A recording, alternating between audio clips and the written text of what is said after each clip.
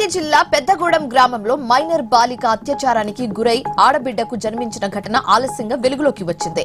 అమ్మాయి తల్లిదండ్రులు Wanaparthy SP office కు చేరుకొని న్యాయం చేయాలని కోరారు. నాగర్ కర్నూలు జిల్లా పెద్దకొత్తపల్లి మండలం నారాయణపల్లి గ్రామంలో బారివాములను అనే వ్యక్తి ఏకగ్రీవంగా సర్పంచ్ గా ఎన్నికయ్యారు. గ్రామ అభివృద్ధిలో భాగంగా రాములరి ఆలయం, సీసీ రోడ్లు నిర్మిస్తామని తెలిపారు. హైదరాబాద్ ఇందిరా పార్క్ ధర్నా చౌక్ వద్ద తెలంగాణ బీసీ సంక్షేమ సంఘం ధర్నా నిర్వహించింది. బీసీలకు 42% రిజర్వేషన్లు అమలు చేయాలని, సర్పంచ్ ఎన్నికలను తక్షణమే నిలిపివేయాలని డిమాండ్ చేసింది. రాష్ట్ర, కేంద్రం ప్రభుత్వాలు బీసీల హక్కులను పాతాళానికి తొక్కేయాలని చూస్తున్నారని చెప్పారు. ఉస్మానియా యూనివర్సిటీ డిగ్రీ పరీక్షల్లో మలక్పేట్ ఎంఎస్ కాలేజ్ లో మాస్ కాపీయింగ్ యథేచ్ఛగా కొనసాగిందన్న ఆరోపణలు కలకలం రేపుతున్నాయి. పరీక్ష కేంద్రంలోనే పుస్తకాలు, సెల్ ఫోన్లు ముందు పెట్టి విద్యార్థులు పరీక్షలు రాశారు. స్క్వాడ్ వస్తుందనే సమాచారంతో పుస్తకాలు రోడ్లపై కుప్పలుగా విసిరేశారు. ఈ వీడియో సోషల్ మీడియాలో ఇప్పుడు తెగ వైరల్ అవుతుంది. బీసీలకు 42% రిజర్వేషన్ ఖరారు చేయాలంటూ ఎల్బీ నగర్ చౌరస్తాలో బీజేపీ నాయకులు ఆందోళన చేపట్టారు.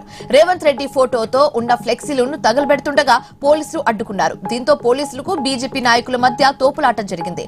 నాయకులు రోడ్డుపై బైఠాయించి ఆందోళన చేపట్టారు.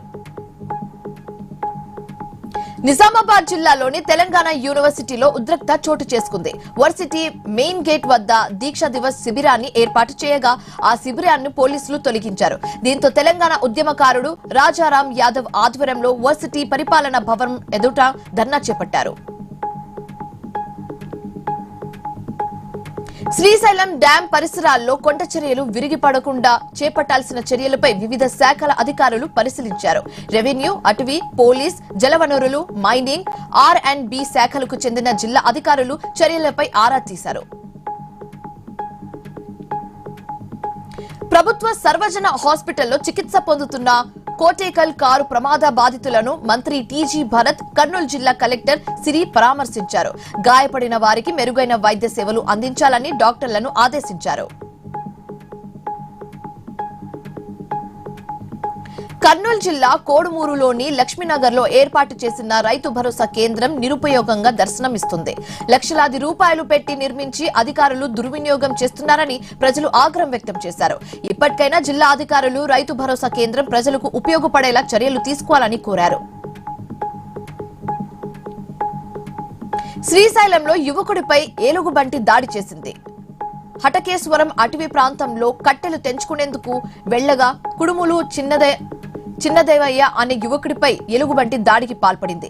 బాధిత యువకుడికి ప్రభుత్వ హాస్పిటల్లో తరలించారు.